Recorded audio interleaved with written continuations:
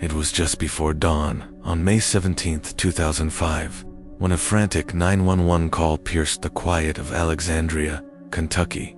"They've shot my husband. Please, someone's in the house," a woman cried, before the line went dead with a crash. Minutes later, police arrived at the Bosley family's log cabin. Inside, chaos, drawers pulled open, glass shattered, belongings tossed as if in a hurried burglary. But something felt off. In the bedroom lay 42-year-old Robert Bob Bosley, slumped forward, his body riddled with bullets. Nearby, his wife, Amy, clutched their children, weeping as if she had narrowly escaped death. At first glance, it looked like a violent home invasion, but details told a different story.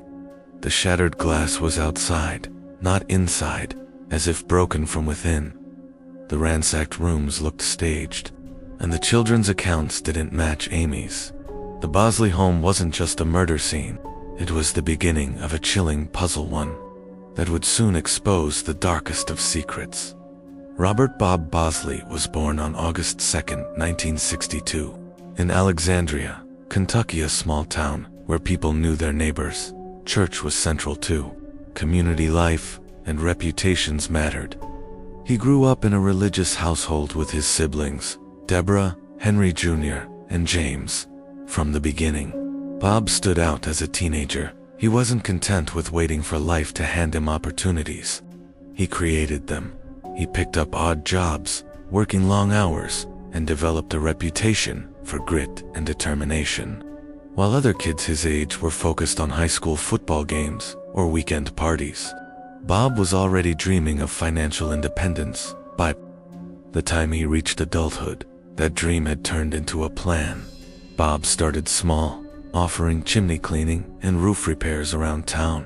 It wasn't glamorous work, but he approached it with a level of pride and discipline that set him apart. Customers trusted him. Word spread. His business, Bosley Roofing and Chimney Sweep, grew from a one-man operation into a thriving company. Bob had a sharp mind for growth and reinvestment. He expanded services, hired employees, and poured energy into building a brand that people associated with quality and reliability. Money soon followed, and for Bob, money wasn't just security, it was freedom. With his business flourishing, Bob branched into real estate, purchasing rental properties across the county. Before long, he owned around 20. By his early 40s, he wasn't just successful, he was one of Campbell County's wealthiest men, and he enjoyed every bit of it. Bob had a taste for luxury. Sports cars gleamed in his driveway. Horses roamed his pastures. He bought an airplane, a massive boat, and a collection of firearms. Neighbors said when Bob pulled up in his sleek cars or cruised down Lake Cumberland in his boat, people noticed. He wasn't shy about showing off what he had earned. That boat in particular became his symbol of excess. It wasn't just a vessel, it was a floating party. Locals whispered about the wild gatherings Bob hosted on the lake. Music blasted, alcohol flowed, and the atmosphere was anything but family-friendly. For Bob, it was an escape from responsibility, a taste of reckless freedom he couldn't quite give up, even as his fortune grew.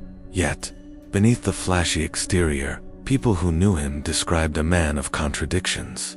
Bob was ambitious, but charitable. He donated roofing services to families in need, gave generously to his church, and never hesitated to help a neighbor. He could be both admired for his generosity and criticized for his indulgence. In small-town Kentucky, that combination made him larger than life. To some, he was proof that hard work could create the American dream. To others, he was a reminder of how quickly success could breed excess. But Bob's wealth, charm, and lifestyle didn't just draw attention from the community. They caught the eye of a young woman who would forever alter the course of his life and, eventually, bring it to a tragic end. Amy Pave was born in 1969, just 7 years after Bob, in the same quiet town of Alexandria, Kentucky. But unlike Bob, her childhood was defined by limitations. Her family worked hard, but lived modestly. Money was always tight, and Amy's father struggled with alcoholism, a shadow that lingered over the household. Amy, however, was determined not to be defined by her circumstances. Bright and ambitious, she excelled in school. In 1986, she graduated with honors and pursued business studies at a community college linked to Northern Kentucky University. To support herself, she worked as a waitress at a local restaurant. It was there that her path crossed with Bob Bosley. By that time, Bob was already a rising local success, a man in his mid-20s with a thriving business, money in his pocket, and the kind of confidence that turned heads. He wasn't just wealthy, he was charismatic, a natural storyteller who could make a room light up. For an 18-year-old like Amy, whose life had been shaped by restraint and hardship, Bob represented everything she wanted: freedom, security, and a chance to step into a world she had only imagined. At first, Amy kept her distance. She was young, cautious, and perhaps even a little intimidated by Bob's fast lifestyle. But over time, she found herself drawn in. Bob invited her to his lake parties, where she experienced a very different world: booze, music, speedboats, and an endless stream of people orbiting Bob's charm. Amy didn't remain just another guest. She stood out. Something about her intelligence and quiet determination captivated Bob. Within a few years, their relationship deepened. 4 years after meeting, Amy became Mrs. Bosley. For Amy, the marriage was more than love, it was transformation. In one leap, she had gone from a working-class waitress to the wife of one of Campbell County's most eligible and successful men. The couple settled into family life, welcoming their daughter, Morgan, in 1996, and their son, Trevor, 3 years later. On the outside, Amy shifted roles seamlessly. The girl who once lived paycheck to paycheck became the picture of a devoted mother and supportive wife. She organized school functions, attended church regularly, and was often described as kind and approachable. But life with Bob wasn't always so simple. Bob's indulgent lifestyle didn't vanish after marriage. His lake parties continued, and whispers of infidelity followed him. Some claimed that he and Amy had an understanding, an open marriage of sorts. Others believed Amy simply looked the other way, choosing stability over confrontation. Whatever the truth, Amy's place in the Bosley household wasn't just as wife and mother. She became indispensable to Bob's empire. Bob hated paperwork. Payroll, taxes, and bookkeeping drained him. So he turned to Amy. With her business background, she was the perfect fit to manage the company's financial side. And so, she took over the books, handling payroll, invoices, and most critically taxes. It was a position of immense trust. Bob was busy expanding his investments, dreaming of bigger projects, and enjoying his luxuries. He didn't question how Amy managed the finances. He assumed everything was under control. But control can be intoxicating. With her hands on the financial reins, Amy saw not only the wealth they possessed, but also the cracks in their financial foundation. And quietly, without Bob's knowledge, she began diverting money meant for taxes, to her own accounts. At first, it might have seemed manageable, a temporary fix, something she could cover later. But as the years went on, the numbers grew. By the early 2000s, Amy had siphoned away nearly $2 million in unpaid taxes, all while keeping the IRS letters hidden. She rerouted correspondence to a private mailbox only she could access. Bob, trusting his wife, remained oblivious. Outwardly, the Bosleys seemed untouchable, living in a log cabin while their dream mansion was under construction, complete with Gothic gargoyles and stained glass windows. They were respected in church, active in their children's schools, admired for their generosity. To the community, they were living proof of the American dream. But beneath the polished surface, Amy's secret grew darker by the day. And as the IRS closed in, her carefully constructed world threatened to collapse. At first glance, Bob and Amy were the picture of happiness. Friends described their wedding as a fairy tale. Amy looked radiant in her gown. Bob beamed with pride, and their vows painted the image of a couple bound by love, faith, and promise. They built their home in Campbell County, a sprawling property that matched Bob's growing wealth. Inside, it was decorated with luxury, from polished hardwood floors to designer furniture. Outside, the land carried the quiet charm of Kentucky fields, giving Amy the domestic haven she claimed she had always wanted. In 1996, their daughter Mando was born. For Bob, she became the light of his life. He worked tirelessly to secure a future where his little girl would never struggle the way he once did. Neighbors recalled seeing him push her on the swing set, beam with pride at her school plays, and brag about her achievements to anyone who would listen. But behind the pristine image of success, shadows lurked. Bob's lifestyle, lavish, reckless, and increasingly indulgent, clashed with Amy's expectations. She was now living in the wealth and comfort she had once dreamed of, but it came with a cost. Bob's long hours managing his businesses left her lonely. His wild parties on the lake, filled with drinking, loud music, and rumors of questionable company, fueled tension between them. For Amy, the attention she once adored now came with whispers. Town gossip painted Bob as a man who loved women almost as much as he loved money. Rumors of infidelity circulated, whether true or not, and Amy began to feel the sting of betrayal. Meanwhile, Bob wasn't blind to Amy's changing demeanor. She grew distant, colder, less affectionate. At church and in public, they still smiled and played their roles. Behind closed doors, arguments began to spill into shouting matches. Their once storybook romance started to fracture. Yet Bob, ever the provider, continued to believe money could fix the cracks. He showered Amy with gifts, jewelry, trips, luxury cars. But material wealth only widened the emotional gap. Amy no longer wanted things. She wanted fulfillment, a life where she felt valued, not just maintained. And so, resentment brewed. Too. The outside world, the Bosleys, were living the dream. But inside their mansion, the marriage was rotting from within, slowly, quietly, and dangerously. Amy began to confide in friends about her unhappiness. She spoke of Bob's temper, his arrogance, and her feelings of being trapped in a gilded cage.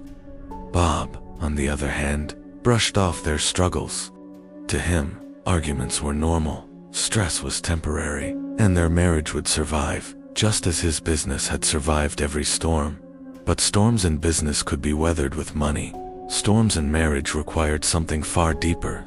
Bob could not buy. By the early 2000s, Amy's heart was no longer in the marriage. She was living under the same roof as Bob, but her mind and soul had drifted elsewhere, and soon, her body would too, as the marriage unraveled. Amy sought comfort outside of Bob's world. What began as small acts of independence, long drives alone, secret lunches with friends, soon escalated into something far riskier. Amy began to meet other men. At first, it was casual, discreet.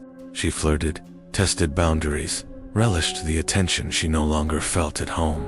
Bob, busy managing his empire, either didn't notice or didn't want to. But soon, the whispers around town grew louder. By the mid-2000s, Amy's extramarital affairs were no longer secrets. She was linked romantically to several men, and her liaisons became the talk of Kentucky's small-town circles. For some, she was a restless wife trapped in an unhappy marriage. For others, she was simply reckless, gambling with her family's reputation and her husband's fortune. The irony was striking. Bob, long accused of being unfaithful, now found himself humiliated by Amy's infidelities. Bob's pride was wounded, but his control over Amy was slipping. Friends recalled heated arguments, the kind where shouting shook the walls. Amy began openly discussing divorce, a word that sent Bob into rage. For a man who had built his empire with grit and willpower, the idea of losing, whether in business or marriage, was intolerable, and Amy knew it. The tension between them grew toxic. Bob became more domineering, trying to assert control through money and intimidation. Amy, in turn, grew more defiant, less afraid of his anger, more willing to test his limits. But Amy's affairs weren't just about defiance. They became a pathway to something far darker. One of the men she became involved with was a maintenance worker at Bob's company, a younger man named Larry Hornback. Their connection was physical, passionate, and ultimately dangerous. Larry was not just a lover. He would soon become a pawn in a deadly scheme. Amy confided to Larry about her unhappiness, her resentment toward Bob, and most disturbingly, her desire for freedom at any cost. Divorce was one option, but Amy feared Bob's wealth and power would leave her with little. She wanted more than escape. She wanted everything, and to achieve it, Bob would have to be erased. The seed of murder had been planted. Amy Bosley had reached her breaking point. Divorce meant losing control, money, and status, and she wasn't willing to walk away with nothing. In secret, she began to plot. Her affair with maintenance worker Larry Hornback gave her someone to confide in. To him, she painted Bob as cruel and controlling, slowly hinting that his death was the only escape. Amy's motive was clear: freedom and fortune. If Bob were gone, she'd inherit everything. Their secluded log cabin became the stage for her, planned to cover her tracks. She crafted a story of masked intruders, rehearsing her role as a grieving widow. She knew if she played it well enough, no one would suspect her. In May 2005, Amy decided it was time. May 17, 2005, the Bosley cabin in Kentucky was silent. 2 children asleep, Bob drifting into slumber, unaware his wife was about to end his life. Amy crept in with a knife. As Bob stirred, confusion turned to terror. Tangled in his sheets, he tried to fight back, his hands slashed with desperate defensive wounds. Blood sprayed across the bed as Amy struck again and again, rage driving each blow until Bob fell still to cover her tracks. She staged a break in shattered glass, chaos arranged to tell a false story. Then she rehearsed her role, ready to become the grieving widow when morning came. The world would soon hear her cries for justice, never suspecting the killer was standing right there. The morning after Bob Bosley's murder, panic echoed through Kentucky. A frantic 911 call came in Amy's voice, sobbing, gasping, "Help! Somebody broke into our house. My husband's been killed." When deputies arrived, Amy was in tears, clutching her children. Inside, blood painted the walls. Bob's body lay mangled in bed, and a window was smashed to suggest a break-in. The community believed her grief, rallying around the widowed mother. At Bob's funeral, Amy wept in black, a portrait of sorrow. But detectives noticed cracks. The glass had fallen inside, not out. Bob's wounds weren't random, they were personal, deliberate, and financial records exposed Amy's secret. She had stolen hundreds of thousands from Bob's business, her debts threatening to ruin her. The illusion of the grieving widow was crumbling. Amy had motive, opportunity, and blood on her hands. Investigators just needed time to prove it.